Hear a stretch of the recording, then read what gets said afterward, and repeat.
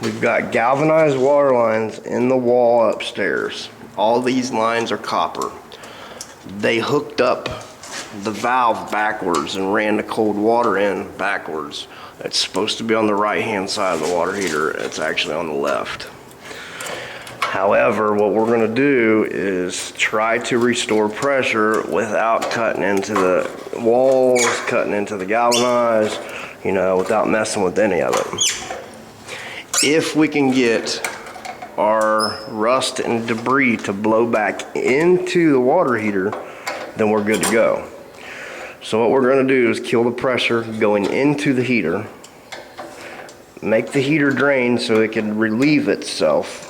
We're going to go upstairs and try to shoot water from the cold side into the hot side and then push it all the way back to the water heater. Sometimes it works, sometimes it don't. So what we're going to do is we're going to shut this valve here off. Again, this is backwards. This just happens to be where their feed is at. It's normally never on this side of the heater. So we shut that valve off. When this valve's crossing the pipe, it's off. When it's in flow or in line, it's on. So shut it off. You can open the pressure relief, but normally when you open this, it's going to continue to leak afterwards. So we're going to do the drain valve.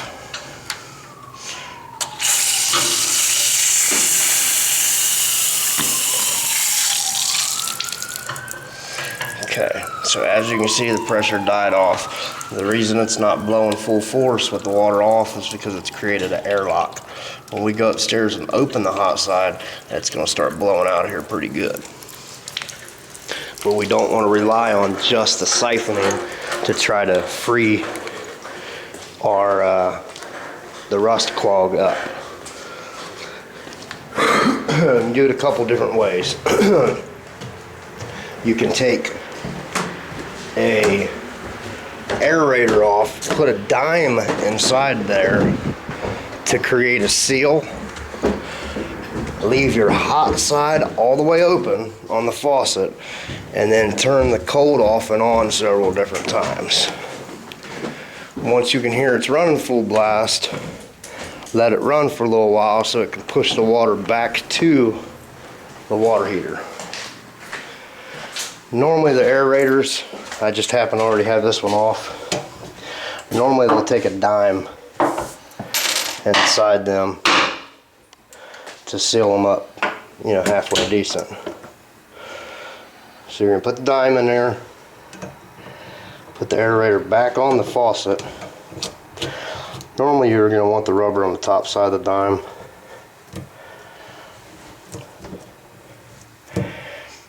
Okay, it's pretty tight. So, again, they're a bunch of backwards hooking up people. You see this one's got red on it. That one's got blue. You don't have the name of the faucet there, you get the part numbers. They put it in backwards. So, anyway, this is our hot, look, tell how it turns on. Our hot side's on, which is backwards. It should have pulled this way. And this is our cold side. Hear the water.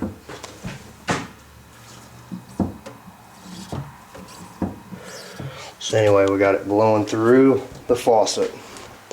Now, and those valves are on below there. We never turned them off. Yeah, they're on. Okay, cool. So now, ideally, if providing it's working, of course the vanity was clogged as well.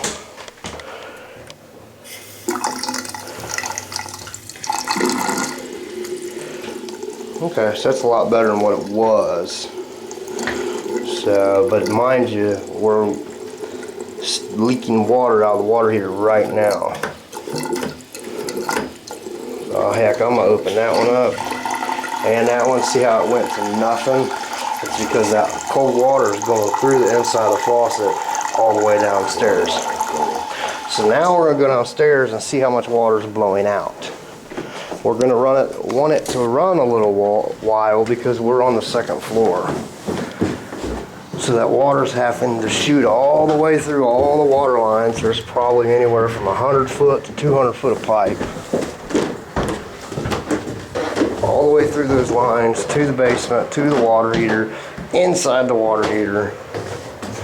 And simply, you're going to want to make sure everything blows out of the heater. Or, I mean, that you can blow as much as you possibly can into the heater. So this valve ain't going as good as I would expect it to, but this valve could be. I think we got a leak on this one too. Oh yeah, that's the vanity for the first floor. Oh, I think that's the kitchen. Now this is the kitchen here. Yeah, okay. So there's just debris inside the valve. As you can see, that pressure increases and then goes back to nothing. So it's probably just debris inside this valve. Again, we're going to let it run for a minute because we want that water to come all the way back here. If there's chunks of rust, whatever it may be, heck, smack them lines around a little bit. Get that rust all the way back inside this water heater. That way it's no longer clogging the pressure to the second floor. I've done this a few times and it's worked just about every time. I'd say 8 out of 10 times it works. So we're gonna go ahead and shut this off for a second. Allow that system to pressurize as much as it can.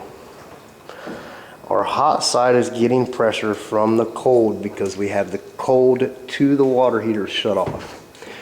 The cold to the water heater is what gives the water heater hot side pressure, okay?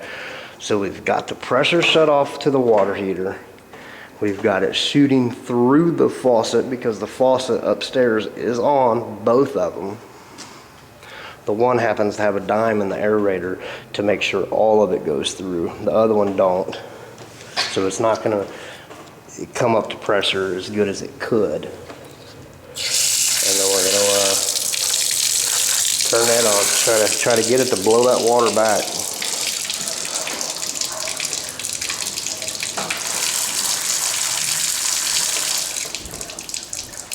Heck, you can see how the drain valve starts getting clogged. And how it was spraying real hard, then stopped. Sprayed real hard, then stopped. But you can hear that water coming into the water heater.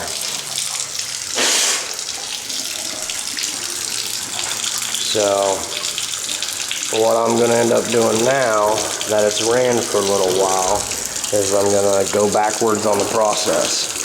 I'm going to turn my drain valve off,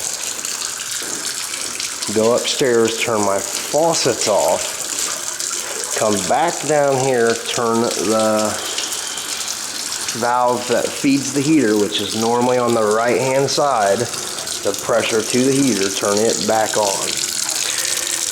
So we've let it run for a little while. Shut it off one more time, see if we can't get it to pressurize.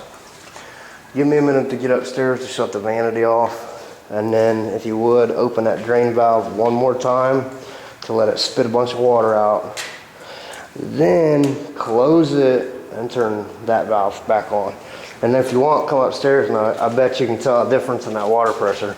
Well, heck, there was nothing coming out of it. You know what I'm saying? Yeah. So we'll get up here and see what it's doing now.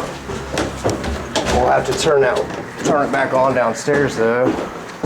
Heck yeah, go ahead and do that. Hang tough for a minute and I'll yell, because I want to close the vanity because it don't have a diamond aerator. So I'm going to close it. It's still going to be cycling through the kitchen. Yeah. Once I get it closed, it should come to pressure.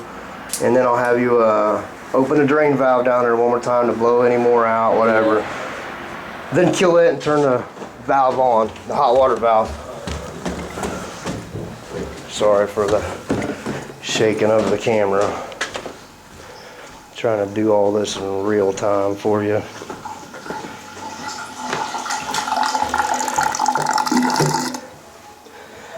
Okay, so I got all that off. So now the system's trying to pressurize all the way because he has the drain valve off downstairs.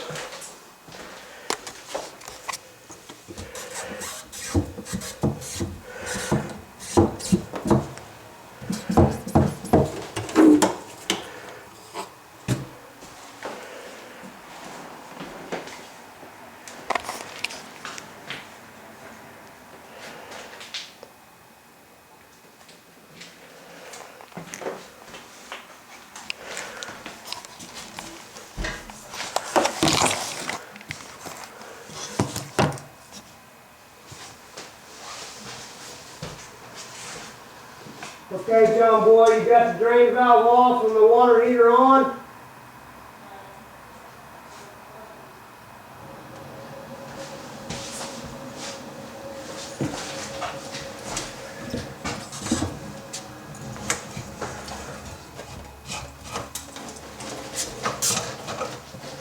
Okay, so he's got everything on.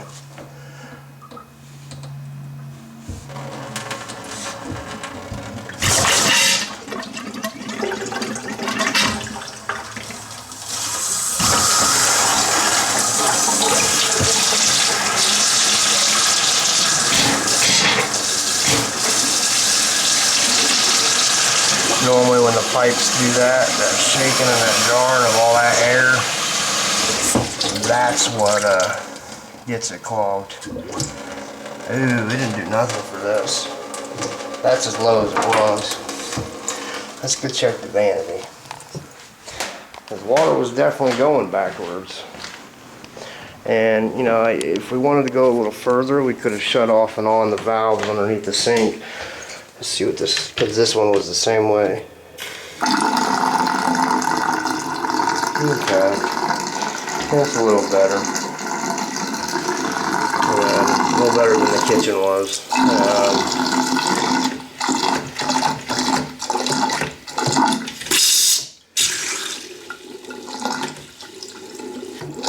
You can see how that one killed out. So maybe we can remove that aerator now. Get better pressure. So it did help the hot side, not in the kitchen, oddly enough, that's where the water was shooting straight through. But we may have to take the valve apart below or take the supply line apart below for the kitchen, and then that's got to be where it's at.